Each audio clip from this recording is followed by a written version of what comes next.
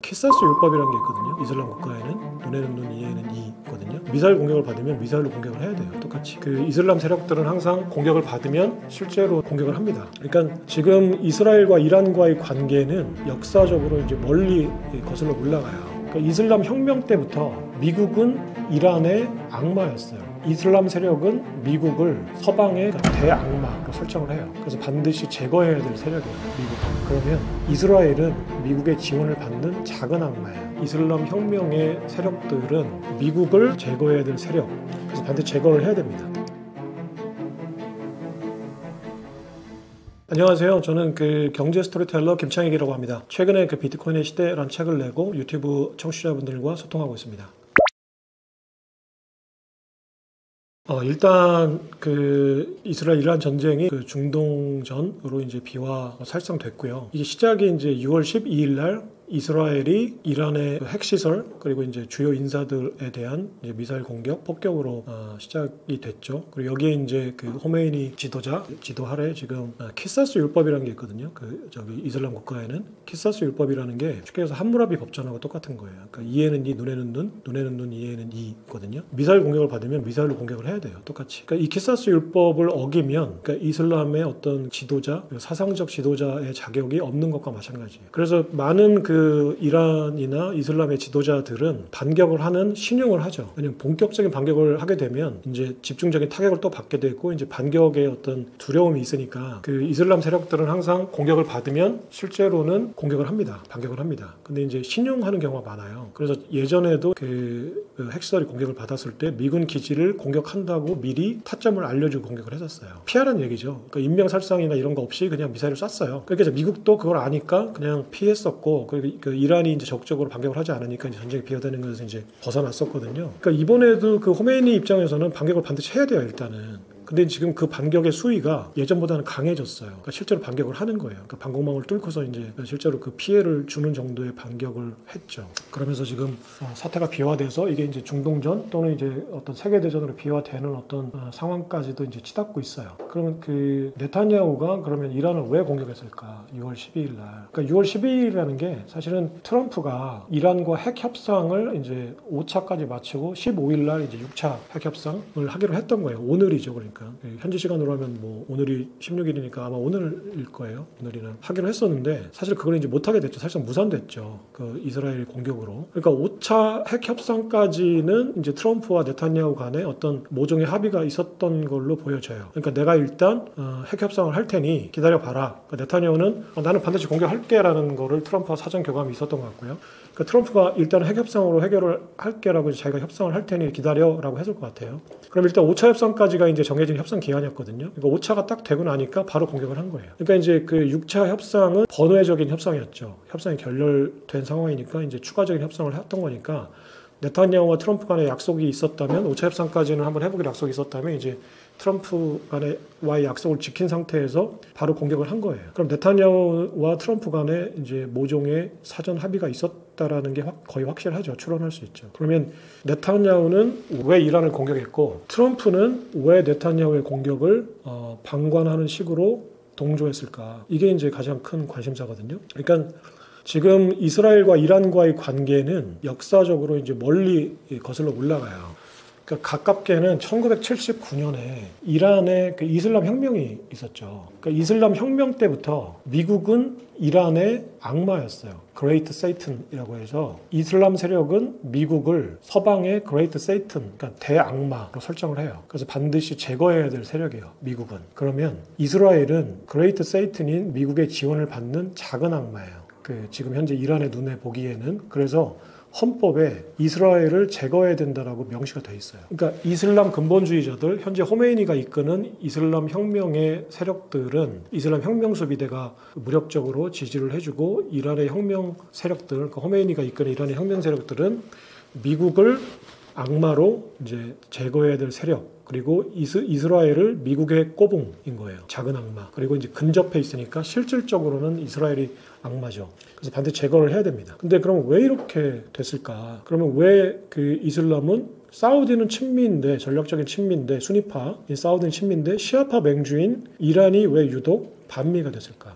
사실은 이란이 훨씬 더 친서방적인 국가였어요. 근데 이게 왜 그러냐면 지금 중동의 지정학적인 그 가치는 석유에 있거든요. 근데 석유가 본격적으로 개발된 게 사실 얼마 안 돼요. 그러니까 산업혁명부터 20세기 그러니까 19세기 말까지는 석탄의 시대예요. 그러니까 18세기 말 산업혁명이 시작되고 100년이 지나 19세기 말까지는 석탄으로 증기기관을 돌려서 공장을 돌린 이제 산업혁명 일기의 시대거든요.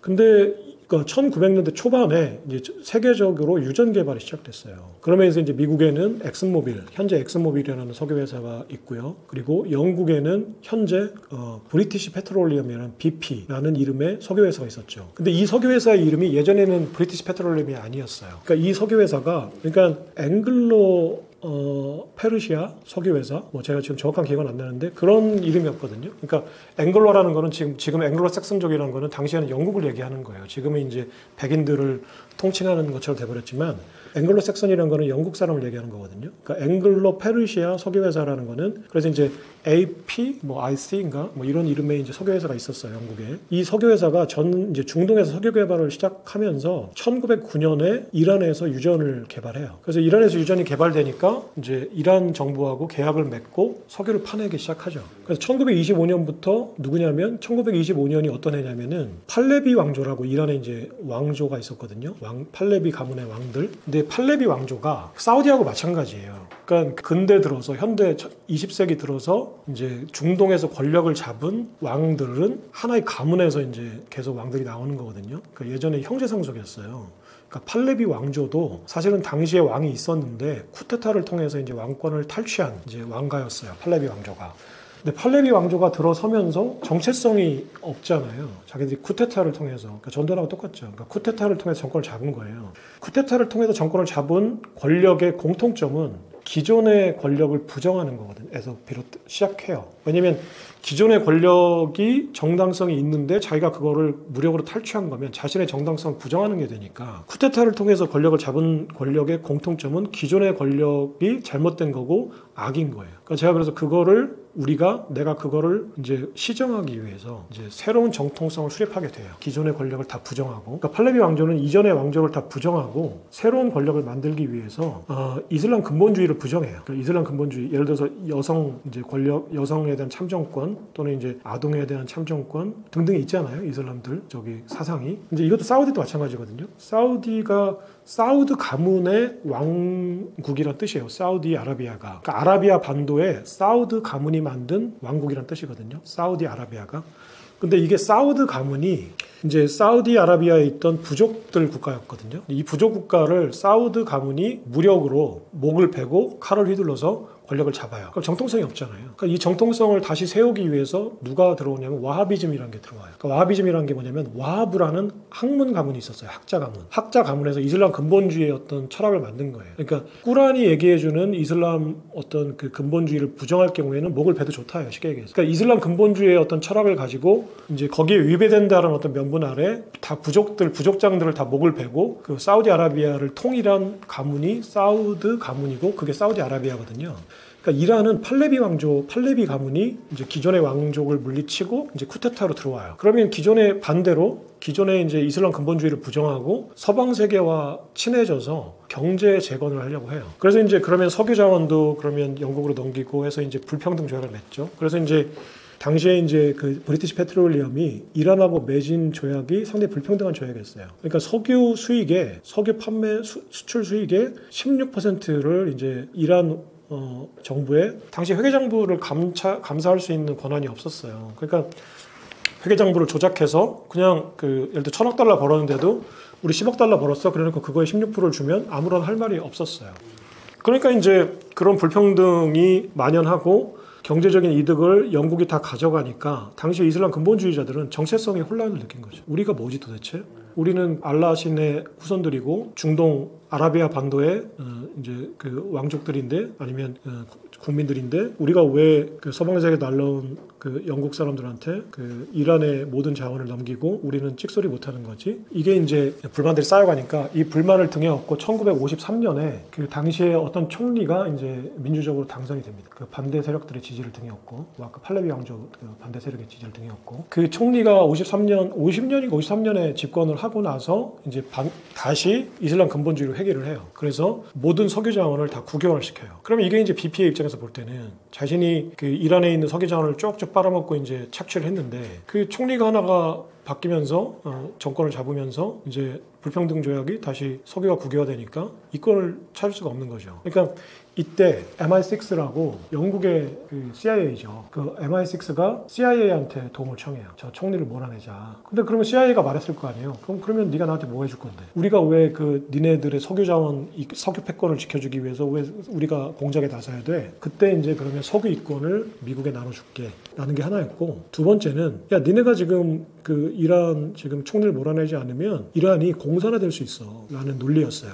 그러니까 미국이 개입하게 된 결정적인 계기가 브리티시 페트롤리움이 독점했던 석유 자원을 나눠줄게. 이권을 나눠줄게. 두 번째는 러시아하고 국경을 맞대고 있는 이란을 니네가 관리하지 않으면 이란이 공산화될 거야. 그러니까 1950년대는 잘 익히 알려져 있듯이 그 메카시즘 광풍이 미국에 불고 있을 때거든요.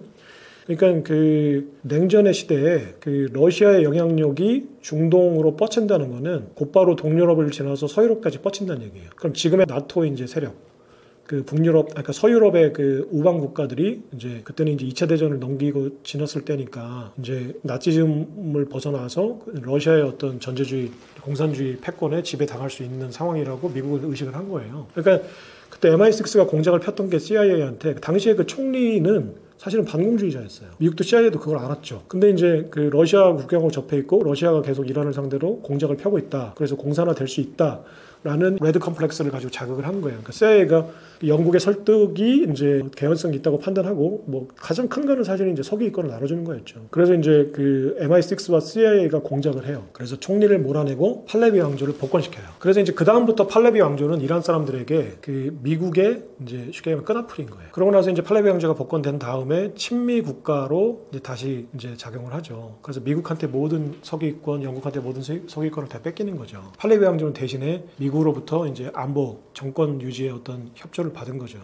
그러면 이제 이슬람 세력은 여기에 계속 불만이었을 거예요. 아까 얘기했지만 이제 총리를 민주적으로 뽑았을 때는 그게 결국은 표심은 그 팔레비 왕조에 반하고 있었다는 거잖아요. 그러니까 그 반서방의 감정이 있었다는 거죠. 이런 와중에 그 혁명 세력이 이끌어서 1979년도에 이제 이슬람 혁명을 합니다. 그래서 팔레비 왕조를 몰아내요. 그래서 팔레비 왕족들이 이제 그때 당시에 이제 팔레비 왕이 미국으로 망명을 합니다. 멕시코 등등을 거쳐서 최종적으로 미국에 망명을 해요. 그 혁명 세력이 보기에는 자신들이 축출하고 죽여야 될 이제 왕이 미국으로 망명해서 이제 피신해 있으니까 그 망명자를 이제 본국 송환할 목적으로 테헤란에 있는 미국 그 대사관을 점령을 해요. 444일 동안 점령합니다.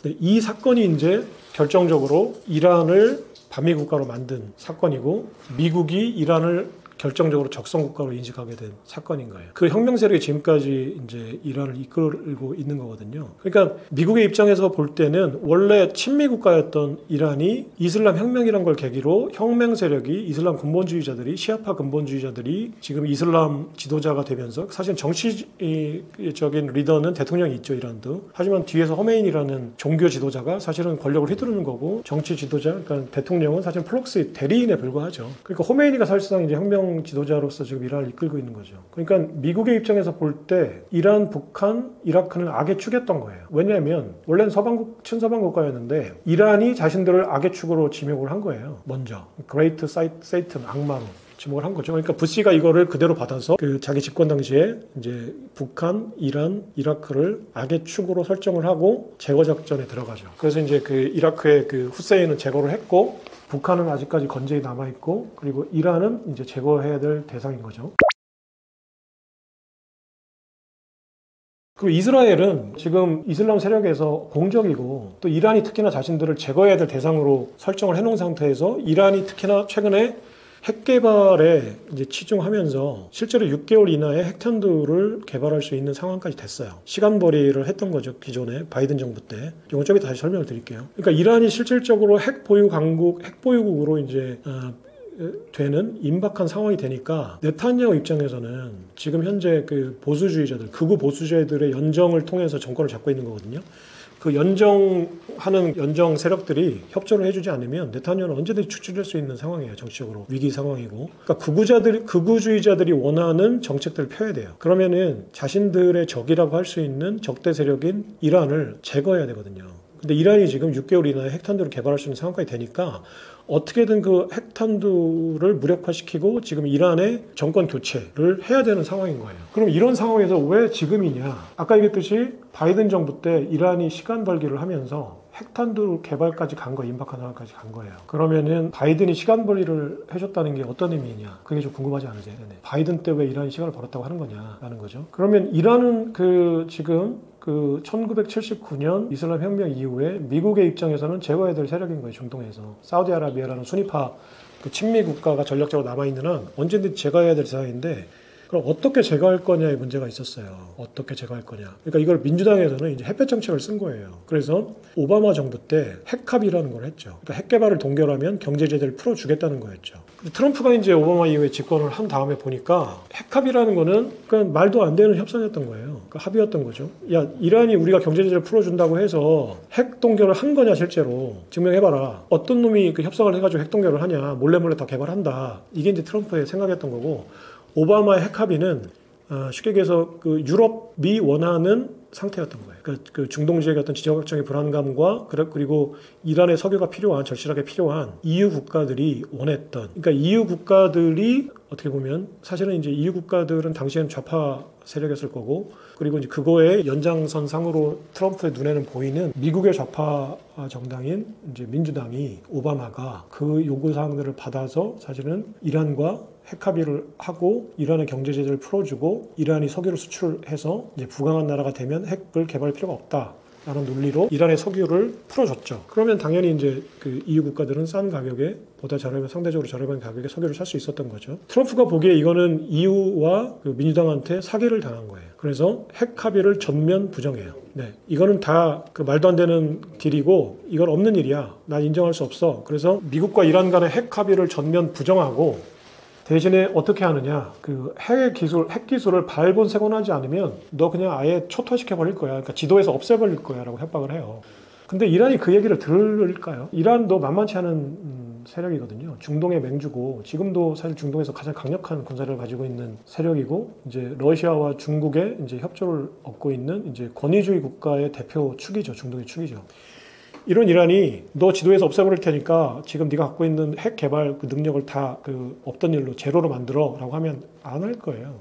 그러니까 트럼프는 그렇게 이제 자신의 어떤 강력한 이미지, 그러니까 보수주의적인 이미지를 이제 구축한 다음에 실제로 트럼프가 그렇게 막무가내 애가 아니거든요. 굉장히 교묘한 방법으로 그 중동에서의 이란을 제압하는 방법을 고안했어요. 그러니까 저는 그 대목에서 트럼프가 천재라고 생각해요. 그러니까 뭐냐면 트럼프가 사실 아프가니스탄이나 시리아에서 미군을 철수하겠다고 했거든요. 실제로 일부 철수했고 이제 그런 발언들을 트럼프가 할 때에는 호르무즈 해협에서의 어떤 항행의 자유, 그러니까 쉽게 해서 호르무즈 해협에 레이건 항공모함을 띄워서 유조선들이 이제 안전하게 드나들게끔 하는 게 트럼프는 그걸 왜 우리가 해주냐고 얘기를 하죠. 우리가 왜 항공모함, 그 비싼 항공모함을 띄워가지고 왜 그 대한민국 유조선을 안전하게 통행하게끔 해주는 거야? 말도 안 되잖아. 그러니까 대한민국 니네가 돈 내, 통행세 내. 그리고 시리아, 아프가니스탄 우리가 왜 미군 주둔시키면서 왜 우리가 여기서 싸우고 우리 젊은이들이 죽어 나가는데 우리가 미군 유지비용을 대야 돼? 니네가 유지비용 대. 우리 다 처벌할 거야. 이렇게 얘기를 했잖아요.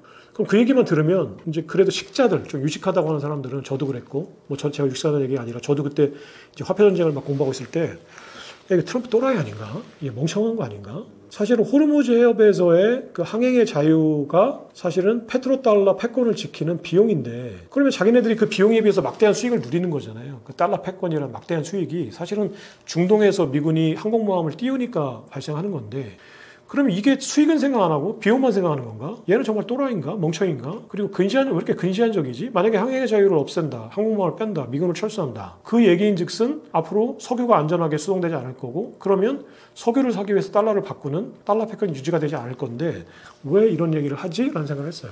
그러니까 쟤는 진짜 바보구나, 멍청이구나, 이디엇이구나, 그러니까 슈퍼 이디엇이라고 생각했거든요. 근데 나중에 트럼프가 그 이후에 하는 행동들, 정책들을 가만히 보니까 천재였던 거예요. 그러니까 제가 그때부터 이제 트럼프의 어떤 이면에 있는 정책들을 유심히 연구하기 시작했어요. 그러고 나서 이제 지금 그 비트코인의 시대라는 책까지 이제 트럼프 얘기가 이제 온 건데요. 얼마나 기가 막힌 정책을 쓰냐면 트럼프는 손자병법을 제가 보기엔 읽은 것 같아요. 저는 손자병법을 한 번도 완독을 해본 적은 없어요.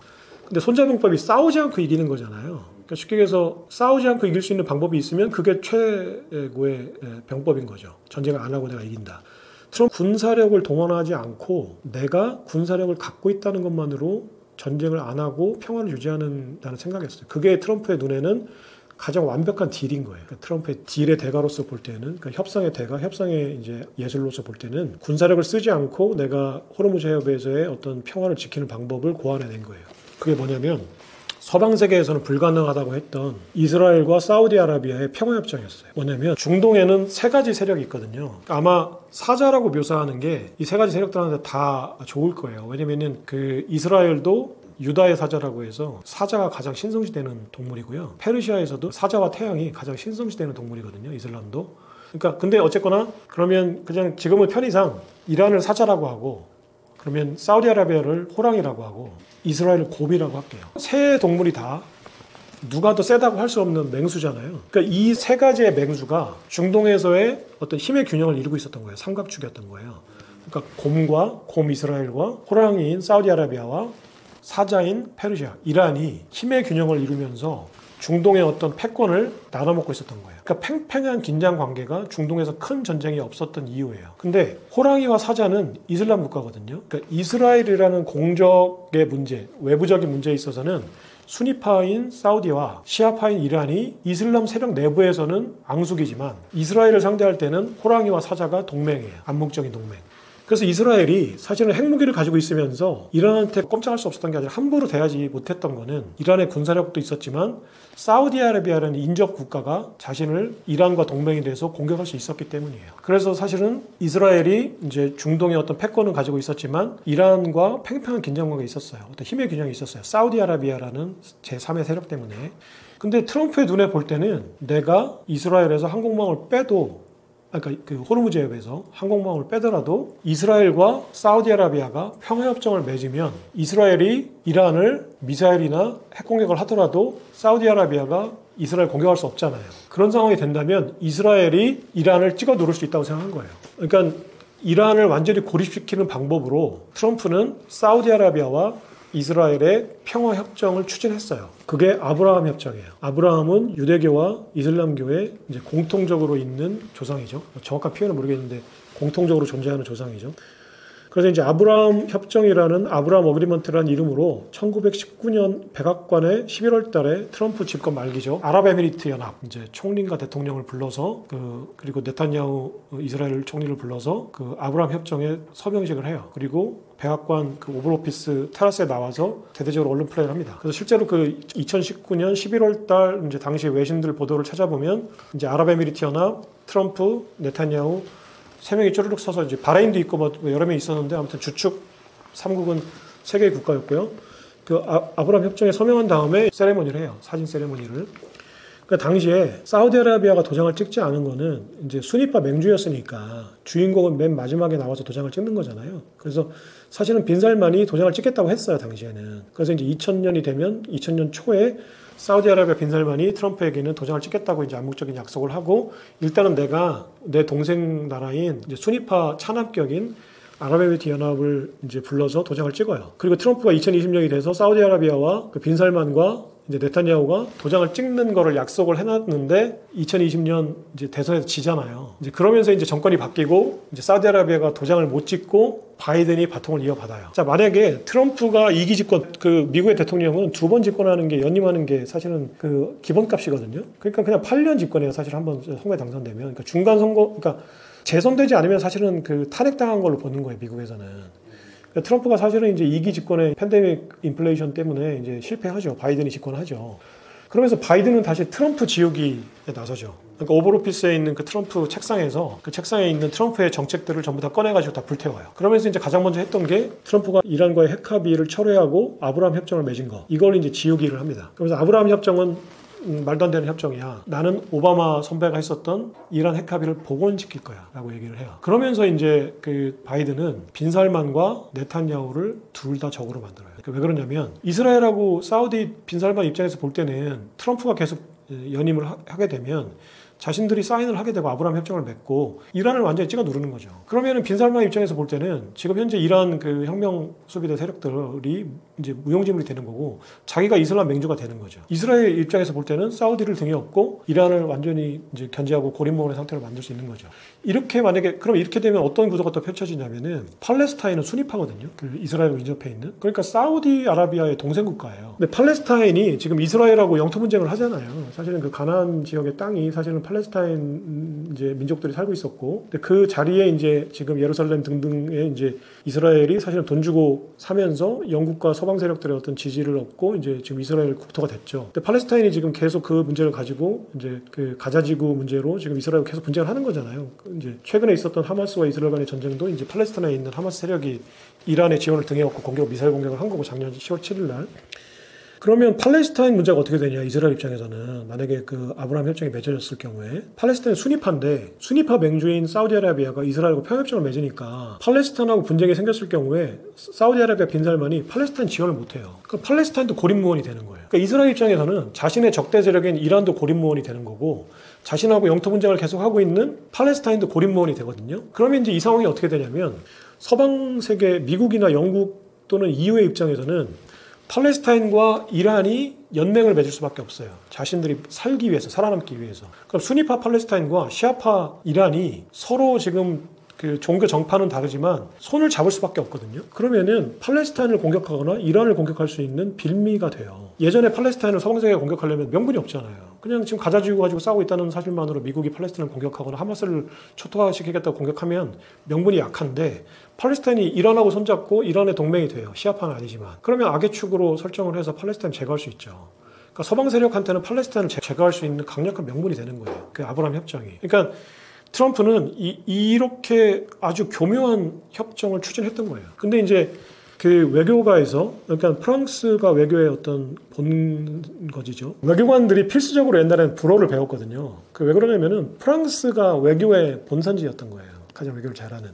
그러니까 프랑스나 영국이나 옛날 그 정통 그 EU 국가들, 그러니까 정통 EU 국가들은 이제 고전적인 그 EU 유럽의 패권 국가들은 자신들이 아무리 해봐도 이슬람 국가와 유대 국가 간의 어떤 동맹이나 외교 관계는 그 외교 관계를 정상화시키는 건 불가능하다. 우리가 다 해봤다. 미국이 트럼프가 그런 얘기를 딱 했을 때 프랑스 외교관이나 이제 가디언지나 프랑스의 르몽드지에서 사설로 뭐라고 했냐면은 불가능에 도전한다 했어요. 트럼프 웃기지 마라. 우리가 다 해봤다. 70년 전에 다 해보고 이집트하고도 해보고 다 해봤다. 안 되더라. 걔네들은 외교로 설득되는 애들이 아니야. 걔네들은 그냥 그 알라신과 신들의 나라야. 걔네들은 네 말 안 들을 거야. 그랬어요. 트럼프가 강력하게 추진했거든요. 트럼프가 실제로 그런 발언은 안 했지만 트럼프가 그 이후에 네탄야후를 이제 자기 편으로 만들고 빈살만을 자기 편으로 만드는 방법을 보면 트럼프는 속으로 이렇게 생각했을 것 같아요. 이건 그냥 이제 트럼프의 속을 그냥 한번 유추해 본 건데 무슨 종교 문제야, 무슨 신의 문제야, 무슨 사상의 문제고 이념의 문제야. 쓸데없는 얘기하지 마. 다 돈 문제야. 다 그렇게 포장은 하지. 종교 지도자들이 나와서 우리는 정파가 다르고 종교 이념이 다르고 다 그렇게 포장해. 이슬람 혁명 세력도 우리가 이슬람 근본주의자라고 얘기해. 시아파는 시아파대로, 수니파는 수니파대로 자기들이 정통이라고 다 얘기해. 근데 그 지도자들 돈 싫어하는 거 못 봤다. 술 싫어하는 거 못 봤다. 여자 싫어하는 거 못 봤다. 무슨 이슬람 국가야. 다 뒤돌아서면 다 반문화 즐기고 다 해. 다 돈 주면 다 좋아해. 이게 트럼프의 생각이었을 거예요. 자기는 술, 담배 안 하지만.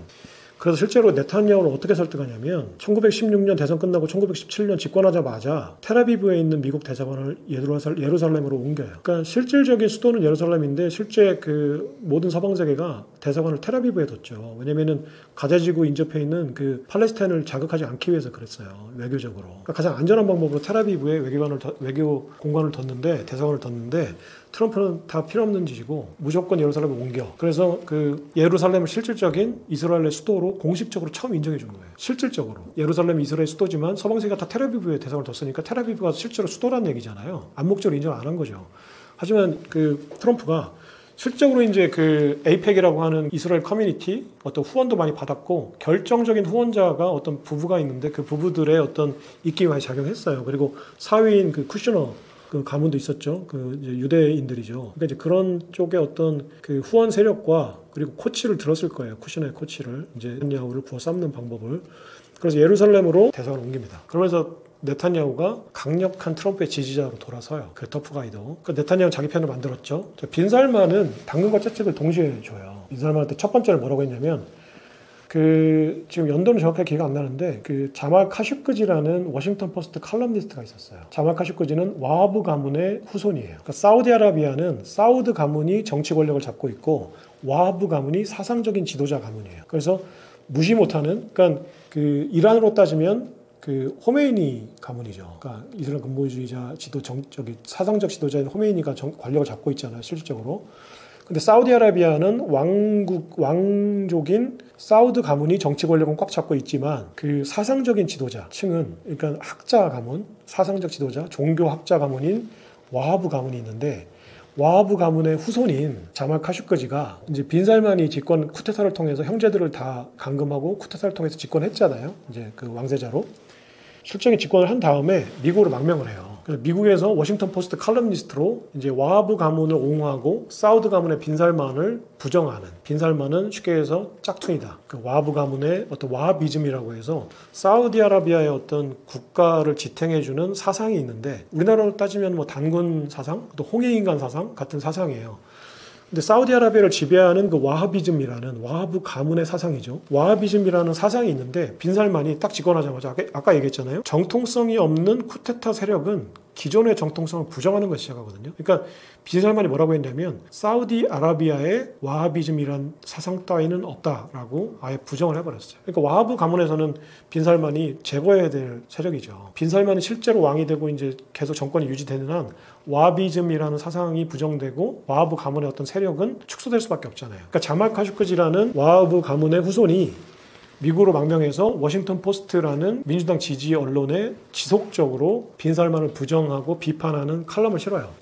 근데 이 카슈크지라는 언론인이 이제 당시에 튀르키예의 대사관에 자기 이혼 서류를 접수하러 갔나? 대사관에 이제 터키에 있는 미국 대사관인가에 이제 들어가는데 나오는 사진이 없어요. 네, 그게 무슨 얘기냐면 그 카슈크지가 터키에 있는 어떤 공간에 들어가는 게 CCTV에 찍혔는데 카슈크지가 나오는 사진이 없거든요. 그러니까 카슈크지는 그러면 아직 그 대사관에 있는 거예요. 아니면 이제 카슈크지가 나오는 사진은 없는데 그 사우디아라비아의 정보 요원으로 판단되는 6명의 어떤 그 검은 제복을 입은 사람들이 그 가방 하나씩을 들고 나오는 게 있어요. 그게 찍혀 있어요. 그러니까 이제 그 CIA의 판단으로는 자말 카슈크지를 사우디아라비아 빈살만의 이제 친위대라고 해야 되나? 그 정보기관 세력이 이제 그 공간에 들어가는 거를 쫓아 들어가서 토막살을 낸 다음에 썰어버린 다음에 가방 6개 나눠서 귀국한 거예요. 그 CIA의 판단이고 실제로 지금 국제사회는 그렇게 보고 있어요. 당시에 이제 트럼프가 뭐라고 했냐면 빈살만을 구워 삶기 위해서 국제사회는 빈살만을 국제 이제 사법재판소에 세워야 된다. 그래서 법의 심판을 내려야 된다라고 했죠. 빈살만을 제거해야 되니까. 그러니까 트럼프는 여러모로 빈살만이 필요했던 거예요. 아까 얘기했지만 이제 사우디아라비아와 이스라엘 간의 어떤 평화협정을 맺기 위해서 빈살만을 구워 삶아야 돼요. 이제 살만 왕보다는 빈살만 왕세자가 지금 현재 이제 실세니까. 그래서 빈살만을 구워 삶기 위해서 일단 채찍을 때려요. 너 내 말 안 들으면 내가 너를 재판정에 세울 거야. 이제 국제적인 사법 심판을 받게 할 거야. 너 살인자잖아. 우리 미국 언론인을 죽였잖아. 그래서 내가 너를 심판할 거야라고 얘기해요. 그러니까 이제 빈살만이 꼼짝 못하죠. 트럼프한테. 안 그러면 자기 그 특공대나 정보 CIA 보내가지고 썰어버릴 거 아니에요. 그러니까 그때 이제 빈살만이 충성 맹세를 해요. 트럼프한테. 너 원하는 게 뭐야? 이제 내가 트럼프한테 충성 매약을 하죠. 그렇게 되고 나니까 이제 트럼프가 당근을 줘요. 너 내 말 잘 들으면 내가 네가 원하는 거 해줄게. 그래서 지금 빈살만이 하려고 하는 게 뭔지 아세요? 빈살만이 경제적인 어떤 사업으로 유명한 건데 네옴시티 사업 아세요? 네옴시티. 네네. 그러니까 빈살만이 이제 그 정통 그 와하비즘을 부정하고 사상적으로는 그래서 이제 여성에 대한 참정권을 주고 여성도 운전할 수 있고 히잡을 안 쓰고 다녀도 되고 그리고 그 이제 반문화도 즐길 수 있고 그래서 지금 MZ들이 원하는 것들을 많이 해줘요. 그래서 이제 그 정통 그 이슬람 세력들, 와하비즘 세력들은 이제 부정하고 이슬람 자기한테 환호할 수 있는, 그러니까 그 낡은 옛날 그 전통을 자꾸 고수하면서 이제 거기에 염증을 느끼는 젊은이들, 여성들, 그리고 아동들, 이제 그 비전통 그 지지층을 자기 세력을 만들려고 하죠. 그러면서 이제 경제적인 어떤 그 탈출구로 이제 만든 게 2030 프로젝트라고 있어요. 그러니까 이제 2030년까지 사우디아라비아를 탈석유 국가로 만들겠다, 탈석유 경제로 만들겠다라는 프로젝트예요. 그래서 그게 우리나라 돈으로 700조 원, 당시 기준으로 한 700조 원 정도를 들여서 이스라엘과 접경해 있는 그 네옴이라는 지역이 있거든요. 그 네옴시티라는, 그 네옴시티라는 것 자체가, 네옴이라는 것 자체가 새로운 뭐 어떤 의미예요. 그래서 신도시라는 뜻이에요. 또 무슨 뜻이 있는데 어쨌거나 그 네옴 신도시를 건설하는 계획을 발표를 해요. 근데 그게 이제 두바이 같은 그 금융과 엔터테인먼트 도시로 만들겠다는 거거든요. 그 마이스 도시로, 그러니까 국제 회의, 금융, 그리고 이제 엔터테인먼트, 관광용 도시로 만들겠다는 거예요. 근데 저 두바이 같은 국가를 건설하려면 예를 들어서 여의도를 국제 금융 도시로 만들겠다고 만약에 지금 현재 이재명 정부가 발표를 했어요. 그럼 가장 협조를 받아야 되는 국가가 어딜까요? 신한은행, 국민은행 있으니까 이제 국내 금융도시인데, 국내 금융도시잖아요. 근데 그 여의도를 우리가 동아시아의 금융 허브로, 홍콩 같은 허브로 만들겠다. 그럼 일단 어느 나라 협조를 얻어야 될까요? 그 동아시아의 금융 허브로 만들겠다. 생각나시는 대로 한번 생각해 보세요. 일단 중국의 협조는 불가능하죠. 동아시아의 금융 허브니까 중국의 금융사들이 많이 들어와야 될 거 아니에요? 홍콩 같이. 또 하나는 글로벌 금융 허브에서 빼놓을 수 없는 게 유대 금융 자본이에요. 네, 지금 미국 월가에 있는 JP 모건 스탠리, 골드만삭스 전부 다 유대 금융 기관이에요. 사실상 뿌리는. 네, 그리고 지금 시티 오브 런던에 있는 금융 세력이 전부 다 그 로스차일드가 운영했던 금융 세력이 금융 도시를 만들겠다는데 이스라엘의 정부의 협조 없이는 불가능하죠. 그 유대 금융 세력이 별도로 존재하긴 하지만 어쨌거나 그 정부는 이스라엘이니까 특히나 국경을 맞대고 있잖아요. 이스라엘과는. 그러니까 이스라엘 네탄야후 정부가 금융 허브 구축하는 데 협조해 줄게라고 도장을 찍어주지 않으면 두바이나 특히 지금 사우디아라비아 추진하고 있는 네옴시티를 금융 허브로 만든다는 거는 그냥 공연불에 불과해요. 금융사들이 본사 헤드쿼터를, 그러니까 지사를 만들지 않는 금융 허브가 존재할 수가 없죠. 근데 그 금융사들 전부가 다 유대 금융 세력과 연관이 돼 있잖아요. 월가도 그렇고 지금. 그러니까 만약에 우리나라가 그렇게 하겠다고 하면 가까이는 중국, 홍콩, 싱가포르, 중국 이 세력들, 금융 세력들의 협조 없이는 불가능하고요. 중동에다가 금융 허브를 만들겠다는 것은 이스라엘의 협조 없이는, 그럼 안보 협조 없이 또 금융 어떤 그 사들의 어떤 협조 없이, 금융 세력들의 협조 없이는 불가능하죠. 그러니까 빈살만에게 당근을 준 건 뭐냐면 네탄야후와 손잡게 했어요. 그래서 네탄야후를 네가 잘 구워 삶아야 유대 금융 세력들이 지사를 만들고 네가 만들 수 있는 금융 허브를 만들 수 있고, 또 600조 원 규모, 700조 원 규모의 대형 프로젝트를 운영하려면 프로젝트 파이낸싱이 필요해요. 그러니까 그러면은 실질적으로 그 시공 과정에서도 시공비를 마련하는데도 파이낸싱이 필요하니까 여러 가지 면에서 네가 네탄야후와 손을 잡는 게 좋아. 그래서 마크 폼페이오 국무장관을 이제 네옴시티로 보내요. 그때 이제 마크 폼페이오 국무장관이 네옴시티에 갔을 때 총리, 그러니까 각국 정상들의 헬기를 추적하는 앱이 있더라고요. 당시 보도로는 그 헬기를 추적하는 그 앱에 네탄야후 총리의 헬기가, 그러니까 미국 따지면 에어포스 1이 네옴시티로 갔다라는 SNS 상의 정보가 있었어요. 그래서 그거를 미국의 언론이 보도를 했었어요. 네탄야후가 폼페이오가 있는, 지금 폼페이오가 빈살만이 만나고 있는 이제 네옴시티로 헬기를 타고 날아갔다. 그 얘기는 뭐냐면 폼페이오가 그 트럼프의 특사로 네옴시티로 가서 빈살만과 네탄야후의 회담을 주최했다는 거예요. 거기서 무슨 얘기가 오갔을까라고 유추를 해보면 네옴시티 건설에 네탄야후의 협조를 약속해주고, 그리고 대신에 네탄야후에게는 사우디가 이스라엘의 동맹이 돼서 이란을 견제해주겠다는 약속을 했겠죠. 그러고 나서 이제 도장만 찍으면 아브라함 협정이 완성이 되는데 바이든이 온 거죠. 바이든이 이렇게 온 상태에서 바이든이 계속 이제 트럼프 지우기를 위해서 나는 아브라함 협정은 없는 거고 핵합의로 복귀하겠다고 했어요. 근데 만약에 트럼프가 아브라함 협정을 추진하지 않았다면 그냥 바이든의 어떤 그 오바마의 핵합의나 바이든의 어떤 그런 약속들이 크게 자극시키지 않았을 거예요. 이스라엘과 사우디아라비아를. 근데 트럼프가 완전히 그 구도를, 그러니까 빈살만과 네탄야후 간의 어떤 동맹 관계로 다 구축을 해놓고 도장만 찍으면 되는 상황인데, 그럼 팔레스타인과 이란 문제를 그냥 일시에 해결할 수 있는데 갑자기 바이든이 그걸 다시 과거로 다 되돌리겠다고 하니까 차라리 고기를 안 주면 모를까 고기를 준 다음에 뺏는 거잖아요, 미국이. 그러니까 더 화가 나죠. 사실은 원상복구 하는 건데 내가 매일 하루에 8시간씩 일하다가 갑자기 회사에서 야, 생산성이 좋아졌으니까 너는 앞으로 하루에 5시간만 일해. 이러면 차라리 그 말 안 하고 매일 8시간씩 일하면 일할 거야, 대부분 사람들이. 근데 너는 앞으로 5시간만 일해. 그랬다가 갑자기 일주일 뒤에 야, 이거 상황이 안 되니까 너 다시 8시간 일해. 그러면 일주일 전하고 똑같은 건데 엄청 화가 나겠죠. 회사를 그만두고 싶을 거예요. 막 죽여버리고 싶을 거예요. 근데 네타냐후하고 빈살만 입장에서는 그런 거예요. 갑자기 바이든이 트럼프 이전의 체제로 돌아가겠다고 하니까 팔레스타인과 이란을 완전히 제압할 수 있었다가 갑자기 핵합의 상태로 돌아가면 이거 뭐야, 이거 줬다 뺏는 거야? 그러니까 빈살만과 그 네타냐후가 엄청 화가 났어요.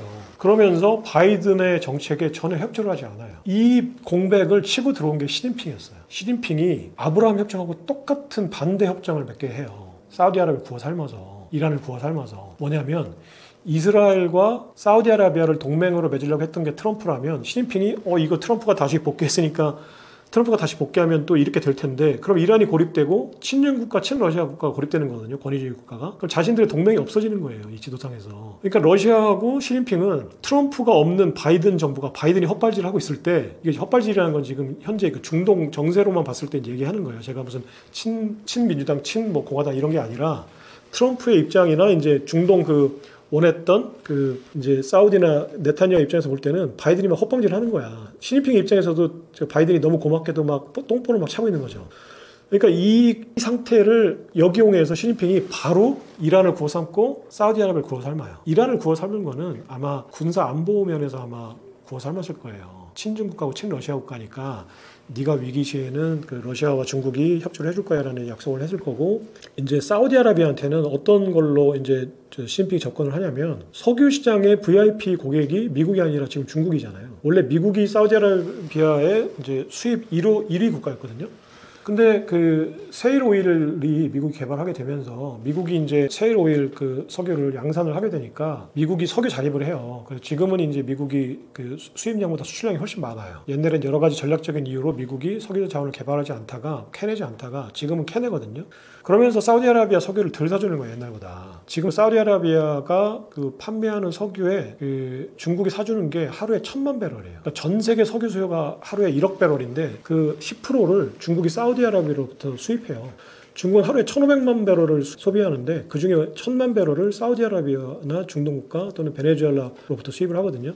사우디아라비아도 제일 많이 수입해요. 그러니까 지금은 그 시진핑이 이제 VIP 티켓을 가진, 멤버십을 가진 국가죠. 그러니까 빈살만하고 시진핑은 호시탐탐 그 석유를 달러가 아니라 이제 위안화로 결제하는 거에 대한 논의를 계속해요. 근데 이제 그거는 미국한테 그 참수를 당하는 시도거든요. 실제로 후세인이 그래서 참수를 당했고 또 베네수엘라가 그래서 경제가 완전히 미국의 제재로 완전히 망가졌고, 지금 어쨌거나 달러 결제를 다른 화폐로 하겠다라는 어떤 선언은 내 목을 배주세요라는 말과 똑같거든요. 그러니까 공식적으로 그렇게 하지 않죠. 그리고 아직까지는 사우디가 전략적으로 필요하기 때문에 사우디가 그런 시도를 해도 그냥 어르고 달래죠. 그래서 실제로 그 사우디아라비아 빈살만이 그 사우디아라비아 석유를 유조선이 아니라 파키스탄 과다르 항구를 통해서, 파키스탄이 딱 호르무즈 해협하고 중국하고 이어지는 그 척추같이 딱 이어진 디스크처럼 딱 중간에 있거든요. 그러니까 파키스탄만 딱 경유하는 석유관을 만들면 중국의 서부 국경까지 그냥 석유관으로 석유를 실어나갈 수 있어요. 그러니까 보낼 수 있어요, 사우디아라비아에서. 그러니까 그 7천억 달러를 들여가지고 빈살만이 그 이제 파이낸싱을 자기가 해서 중국의 석유공사와 그 아람코가 합작사를 중국의 상하이에 만들고, 중국이 이제 과다르 항구를 파키스탄을 통해서 중국의 육상 석유관을 건설하는 사업을 프로젝트를 발표했었어요. 이것도 미국의 협박으로 빈살만이 유야무야 이 프로젝트를 취소하죠. 어떻게 이제 공작을 했는지 모르지만 실제로 파키스탄 과다르 항구도 빈살만이 방문하고 이어서 시진핑을 베이징까지 방문하면서 자기가 7천억 달러를 투자해서 석유관을 건설하겠다는 사업 구상을 발표했었어요. 근데 트럼프가 이제 또 으름장을 놓으면서 이제 유야무야 했었죠. 자, 그러니까 이란의 입장에서는 이제 빈살만하고 그 네타냐후가 도장을 않고 2020년부터 2023년까지 보냈던 이 시간, 바이든이 이란 핵합의를 재개하겠다고 하면서 이러지도 못하고 저러지도 못한 상황. 그러니까 빈살만과 네타냐후의 반발로 적극적으로 이란 핵합의를 추진하지도 못했고, 그렇다고 해서 트럼프의 어떤 아브라함 협정을 복귀해서 도장을 찍어지도 못했어요. 트럼프의 아브라함 협정은 색깔 지우기를 했었고, 그렇다고 해서 그 오바마의 그 핵합의도 도장을 찍어주지 못했던 우유부단한 상황으로 3년 시간을 벌어준 거예요, 이란한테. 이란이 3년 시간을 벌어준 사이에 이란 입장에서는 만약에 트럼프가 재집권을 하거나 아니면 그러니까 바이든이 트럼프의 정책을 이어서 네타냐후와 빈살만이 반발하니까, 그러면 아브라함 협정 체제로 다시 이름을 바꾸더라도 돌아가게 되면 이란은 자기가 제거되는 거거든요. 사실상 완전히 무력화되는 거잖아요. 그러니까 이란은 트럼프가 재집권하기 전이나 아니면 바이든이 시간을 벌어주고 있을 그때, 그리고 시진핑이 또 사우디아라비아와 자기를 연결해준 동맹을 맺었거든요. 시진핑의 중재로. 그러니까 반대 상황이 된 거야. 이스라엘이 고립되고 사우디와 이란이 동맹을 맺고, 그리고 어정쩡한 이 상황 3년이라는 시간 동안 북한으로부터 군사적 지원을 받고, 실제로 이번에 하마스가 작년 10월 7일 날 이스라엘 공격할 때 북한의 어떤 협조가 상당히 있었다고 해요. 무기나 실제로 미사일 기술이나 여러 가지 협조를 이란을 통해서 하마스로 전달을 했다고 해요. 여러 가지 정보나 이제 무기를. 그러니까 하마스를 이제 재정비해서 국경을 가자지구에 있는 하마스 그 반서방 세력, 반이스라엘 세력을 무장 단체를 지원해서 하마스가 실제로 이스라엘의 미사일 공격을 하게끔 자극한, 배후 조종한 게 이란이라고 보는 거죠. 그러니까 10월 7일에 미사일 발사는 이란의 대리 세력인 프록시인 하마스가 공격을 했던 거고요. 이게 서방 세계가 사실 원했던 거예요. 트럼프나 이스라엘이. 그 아이언돔으로 일단 방어를 한 다음에 빌미를 줬잖아요. 이란을 제거할 수 있는. 그러니까 이란도 양보할 수 없는 상황이 됐던 거고, 이스라엘도 양보할 수 없는 상황이 됐던 거죠. 근데 이런 상황에서 이제 트럼프가 재집권을 했어요. 그러고 나서 트럼프는 아브라함 협정을 복원시키려고 다시 이제 서랍을 열어서 서류들을 쫙 검토해 보니까 아브라함 협정으로 되돌아가는 건 이제 불가능해진 거예요. 왜냐하면 이미 하마스가 이스라엘 공격했어요. 전쟁이 이미 났죠. 그러니까 사우디아라비아 빈살만이 팔레스타인 지원 선언을 했어요. 왜냐하면 그렇게 하지 않으면 쪽팔린 거예요. 이슬람의 맹주 국가인데, 내가 더군다나 수니파 맹주인데, 수니파 동생인 팔레스타인이 지금 이스라엘과 교전을 펼치고 있어요. 근데 여기에 빈살만이 옛날에 아브라함 협정의 어떤 추억으로 이스라엘을 지지한다거나 또 팔레스타인을 지원하지 않는다거나 하는 어떤 액션을 취하거나 발언을 하게 되면 완전히 이슬람 세력에서는 왕따가 되는 거죠. 그걸 이란이 원할 테고. 그러니까 빈살만은 어쩔 수 없이 책임감에 또는 어떤 그 명예 때문에 팔레스타인 지원 선언을 했거든요. 이때부터 이제 아브라함 협정 체제는 완전히 물 건너간 거예요. 이런 상황에서 트럼프가 와가지고 보니까 이미 우크라이나와 러시아는 싸우고 있고, 이란과 이스라엘, 하마스와 그 대리전을 펼치고 있고, 당시엔 대리전이었죠. 펼치고 있고, 전쟁이 이미 일어난 상황이야. 트럼프는 전쟁을 한다고 으름장을 놓고 그걸 통해서 협상으로 이제 전쟁을 하지 않는 게 트럼프의 딜 방식인데, 이미 전쟁이 벌어진 상황이야. 그리고 이미 전 세계가 우파들이 득세하고, 이제 경제가 어려워지면은 새들은 그 깃털새끼 같은 새들끼리 뭉친다고 끼리끼리 뭉치기 시작한 거야, 전 세계가. 유럽도 우파들이 다 득세를 하고, 러시아 푸틴도 더 이상 이제 물러설 곳이 없으니까 우크라이나와 전쟁, 트럼프 말을 안 듣잖아요. 예전 같은 일기 때 같았으면 트럼프하고 빈살만이, 그러니까 푸틴과 빈살만이 트럼프가 한마디 했으면 다 짝깍짝깍 들었어요. 자, 유가 낮춰 그럼 낮췄고, 유가 올려 그럼 올렸어요. 근데 지금 협조를 안 하죠. 지금 푸틴도 트럼프가 야, 너 그럼 재미없었다 그러니까 한 발 살짝 빼긴 했는데, 30일 이전에 전쟁 끝내라고 했는데 전쟁 계속하고 있잖아요. 그러니까 푸틴도 이제 트럼프 말 안 듣는다는 거죠. 그러니까 이제는 라인을 넘어간 거예요. 모든 권위주의 국가들의 세력들이, 러시아, 중국, 이란이 선을 넘은 거예요. 그러니까 트럼프도 여기서 난 전쟁을 싫어하는 대통령이야, 전쟁은 협상용 무기지, 실제 전쟁은 안 해라고 했던 이 상황을, 이제 그 상황을 고수할 수가 없는 거죠. 이미 전쟁을 하고 있으니까. 그리고 모든 국가들이 이미 전쟁 압력이 고조가 됐으니까, 내가 지금 중재라고 나서는 게 실제로는 내가 이제 거부할 수 없는 협상안을 제시할 수가 없다라는 거죠. 옛날에 왜 그 대부에서 연기했던 그 대부가 거부할 수 없는 제안을 할 거야라고 하잖아요. 굉장히 의미심장한 말이잖아요. 내가 말하는 거는 다 관철이 되는데, 그 관철시킬 수 있는 이유가 거부할 수 없는 제안을 하는 거야. 이거를 거부하면 죽거나 아니면 받아들일 수밖에 없는 제안을 하는 거죠. 그러니까 모든 제안을 다 받아들이는 거죠, 대부의 제안을. 그게 대부가 권위를 지키는 방법이죠. 그러니까 거부할 수 없는 제안을 하는 거가 협상을 관철시키는 방법이었죠. 트럼프는 거부할 수밖에 없는 제안을 하는 거예요. 무슨 얘기냐면, 트럼프는 지금 이란에서 핵 합의를 통해서 어떤 평화 체제를 유지하려고 하는 생각이 전혀 없었던 것 같아요. 이란은 그냥 제거해야 되는데 내 손으로 제거하는 게 아니라 이제 주변의 세력으로 제거를 하고 싶어. 근데 자기가 개입하기 전에 주변 세력들이 나서면 지금 패권 국가로서의 위상이 말이 아니니까 일단 자기가 협상은 시도하죠. 그럼 미국의 국민들 입장에서는 그래도 세계 패권에 미국이 나서고 있다는 이미지를 주는 거죠. 하지만 거부할 수밖에 없는 제안을 하는 거예요. 네가 완전히 핵을 쉽게 해서 그냥 핵을 동결하면 경제제재를 풀어줄게가 아니라, 지금 현재 개발된 모든 핵 그 연구 자료들을 다 폐기하고 완전히 제로 베이스로 돌아가고, 핵을 연구했던 박사들을 전부 다 이제 사실은 그냥 어떻게 눈뜬 장님으로 만들고, 그리고 또 여러 가지 내부의 어떤 군사력에 대한 혁명 수비대에 대한 어떤 제안도 했었던 걸로 알고 있어요. 그러니까 그 호메이니가 절대 수용할 수 없는 제안을 한 거예요. 그래놓고 내가 5번의 협상을 통해서 이 협상이 결렬되면 이제 네타냐후 네게 맘대로 해라는 약속을 한 거죠. 그 실제로는 사실 협상이 결렬될 거 알았어요. 네타냐후도 알고 트럼프도 알았어요. 왜냐하면 호메이니가 그걸 받아들일 수가 없기 때문에 알았죠. 그러니까 트럼프는 받아들일 수 없는 결렬될 수밖에 없는 협상에 나서서 자기가 나섰다는 이미지는 주고 네탄야후가 공격할 수 있게 한 거죠. 사실상은. 그래서 네탄야후는 공격하고 트럼프의 동의하에 공격하고 현재 이제 자기가 그 보수 우파들의 어떤 강공 욕구를 들어줬고 그리고 실제로 계속 공격을 할 거예요. 이제 그 정권이 교체될 때까지. 그러면 이란 국민들도 지금 호메이니가 정치 지도자고 대통령은 선거를 뽑잖아요. 형식상. 그러니까 어떻게 보면 민주주의 국가예요. 현재 형식적으로는 정치 제도로는. 그러면 이란 국민들이 이 전쟁 때문에 지금 호메이니나 대통령은 사실은 자기 정권을 지키기 위해서 전쟁을 하는 거죠. 자기 권위를 지키기 위해서. 근데 국민들은 힘들잖아요. 맨날 미사일 날라오고 죽고 가족들은 죽어나가고 경제 제재로 먹고 살기 힘들어지고 하면 폭발하죠. 목구멍이 포도청인데 무슨 종교고 무슨 알라신이고 알라신도 내가 생존하고 배불리 먹어야 신인 거지. 맨날 내가 배골고 내 식구들이 맨날 죽어나가면 그 신이 무슨 필요가 있어요. 종교도 필요 없고 정치도 필요 없고 일단 목구멍이 포도청인 거예요. 트럼프가 그걸 가장 잘 알죠. 그러니까 이제 공격을 하고 그러면 이스라엘의 목적은 또 트럼프의 목적은 정권 교체인 거죠. 정권이 교체될 때까지 이제 이란 국민들이 자발적으로 나서서 정권을 교체하라고 이제 시위하고 나설 때까지 거리로 나설 때까지 아마 공격이 계속 될 거예요. 전쟁이. 왜냐면 그 전에 이란이 완전히 그냥 두 손 들고 백기통하기 전에는 네타냐후도 멈출 수가 없죠. 그 뒤에 이제 우파 연정 세력들이 있는데 거기서 약한 모습을 보일 수가 없잖아요. 자기가 계속 강공을 해줘야 자기들을 악으로 규정하고 제거하겠다는 적들을 완전히 그냥 초토화시켜야 되는 거죠. 지금 현재 이란과 이스라엘 상황은 여기까지 정리해 볼 수 있을 것 같아요.